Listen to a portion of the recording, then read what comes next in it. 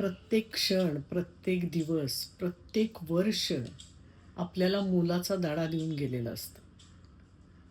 आयुष्याच्या या टप्प्यावरून मागे वळून पाहताना आपण स्वतःसुद्धा किती बदललोय हे पाहून थक्क व्हायला होतं.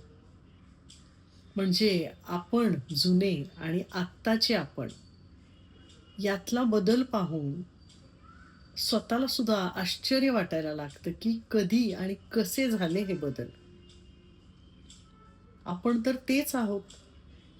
मग प्रत्येक टप्प्यावर आपण आपले विचार, आपल्या अनेक कृती सगळं कसं हळू बदलत गेलं. त्याला कारणीभूत असतात आपल्या आजूबाजूला, आपल्या आयुष्यात असणारी अनेक माणसं. वेगवेगळ्या घटनेमध्ये वेगवेगळ्या प्रकारे रिॲक्शन देणारी, रिस्पॉन्स देणारी माणसं. ज्यातली बरीचशी आपल्याला चांगल्या गोष्टी शिकवतात, कसं वागावं हे शिकवतात आणि बरीचशी कसं वागू नये हे सुद्धा शिकवतात. आणि मग या सगळ्या मिश्रणातून बनत जातो नवीन आपण. उतावळेपणा, फटकळपणा, अतिस्पष्ट वक्तेपणा या सगळ्या धारा बोथट होत जातात.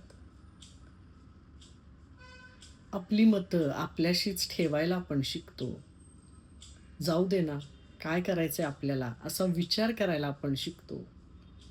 थोडक्यात काय तर स्वतःची मनःशांती जपायला आपण शिकतो.